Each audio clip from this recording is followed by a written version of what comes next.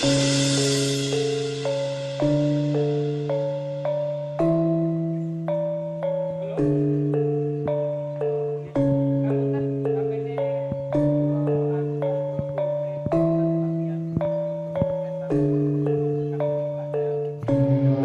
assalamualaikum, rahayu, salam budaya. Bal kambang terdiri dari kata balai dan kambang yang artinya tempat terapung. Bal kambang adalah sumber mata air yang besar yang airnya muncul dari bawah pohon beringin yang tumbuh di atas sekitar bala kambang. Situs ini merupakan petilasan dan juga terdapat makam nenek moyang atau yang biasa disebut Mbah Buyut.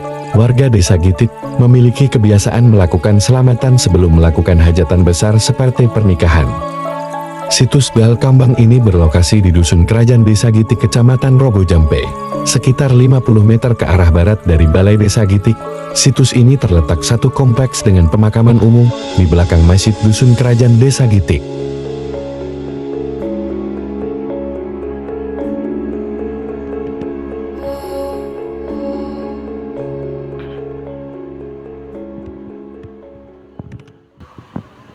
Halo, Rahayu Mas. Rahayu. Kita sekarang ada di daerah mana? Gitik. Ini petilasan atau mungkin apa ini sini? Yang di sini? Kalau dari kayak juru kunci saja, kita sama-sama sharing ya. Iya. Dari kalau penelusuran juga nggak enak. Dari perjalanan yang kami dan tim dulu pernah membahas, ini masuk situs Watu Rujak. Nah, Watu Rujak itu adalah segelar, kalau salah tolong dikoreksi, karena sudah lama, sekitaran 8 tahun yang lalu kita bareng-bareng teman-teman waktu masih kencang-kencangnya mencari jejak sejarah di Banyuwangi. Ini salah satu gelar dari pemimpin desa kuno, berarti kemungkinan bekel atau kepala desa kalau sekarang. Itu gelarnya Ki Watu Rujak. Oh, jadi ini simbol-simbol ya? Simbol. Nah, versi narasumber yang kita gesah ngobrol, nah watu ini salah satunya, dan Watu Rujak. Akhirnya dijadikan simbol di sini. Simbol ya, bukan tentang apa gitu. Tapi ya, bbagi kami ini adalah sebuah informasi, karena apa? Dalam catatan itu ada, kalau tidak salah, di nama-nama desa kuno itu yang ikut perang Bayu 1767 itu salah satunya adalah nama-nama bekel yang mendukung perang Bayu, salah satunya Ki Watu Rujak. Oh gitu ya. Selain ada Tulup Watangan, kemudian di Maesondanu dan lain-lain. Maesondanu itu kalau nggak salah di Bareng gitu kan. Kalau iya, dari selain situs ini itu juga Balai Kambang yang sana, ada situs Balai Kambang, dan ini dulu tatanan batu batanya itu masih utuh. Jadi struktur dari bawah kurang lebih 1-2 meter ya yang terlihat dulu. Itu tatanan bata yang besar-besar itu masih utuh. Dan salah satu ya, mungkin banyak yang tidak kami tahu, jejak yang memiliki struktur utuh itu di sini. Sekarang sudah dikonservasi versi masyarakat, itu diisikan namanya Balai Kambang. Mungkin secara kajian masyarakat, pemerintah desa dibangun dikasih air gitu kan, sehingga nama Balai Kambangnya itu tetap. Tapi ini adalah sebuah situs atau jejak.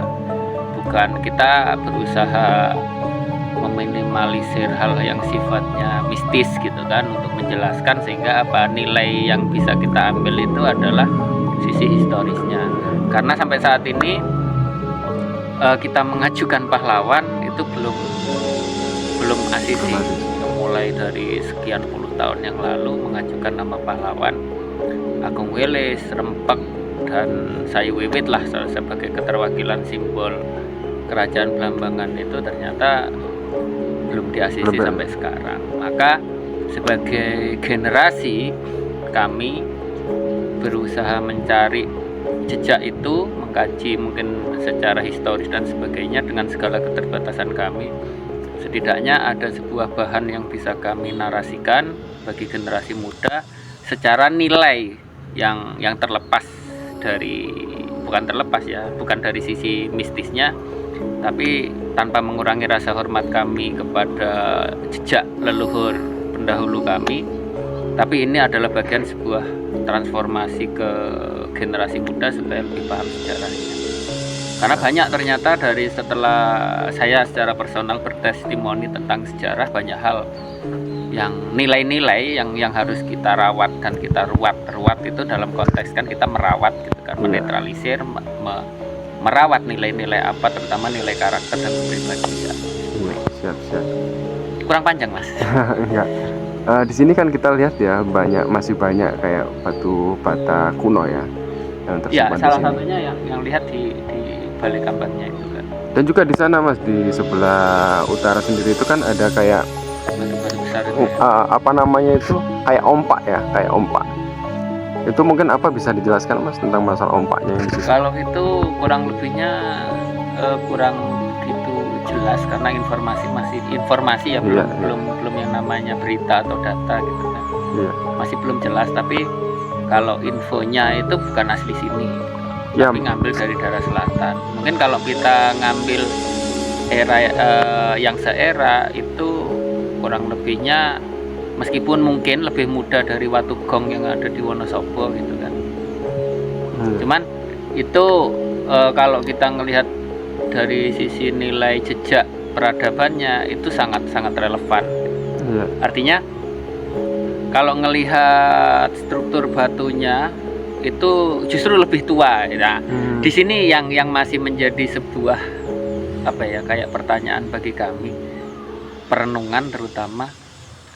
Eksistensi Blambangan ini sejak kapan kan gitu? Iya.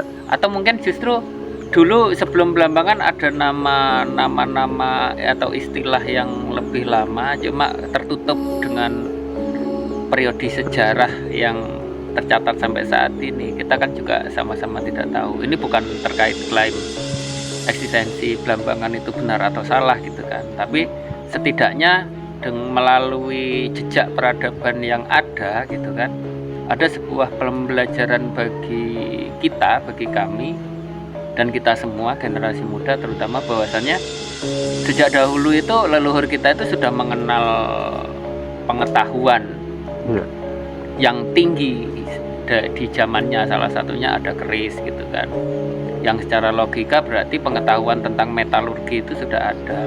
Sedangkan kalau kita lihat dari sejarah barat, revolusi industri itu kan setelah Majapahit, jauh setelah Majapahit runtuh, dan revolusi industri adalah perubahan teknologi besar-besaran secara modern gitu kan. Artinya bisa jadi, sekali lagi bisa jadi, biar nggak disalahkan klaim sepihak pembenaran atau apa, bisa jadi justru jejak-jejak yang dibawa tentang keris dan sebagainya akhirnya diteliti secara modern, akhirnya dikembangkan, kan bisa jadi seperti itu.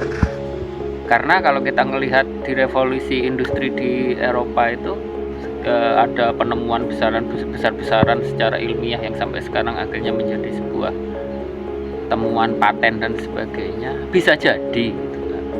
Referensi dari banyaknya kitab-kitab ya. Kalau kemarin ngobrol dengan seseorang di Banyuwangi, lupa saya namanya, kalau dijejer gitu kan ada 15 km lebih kalau kitab itu dijejer.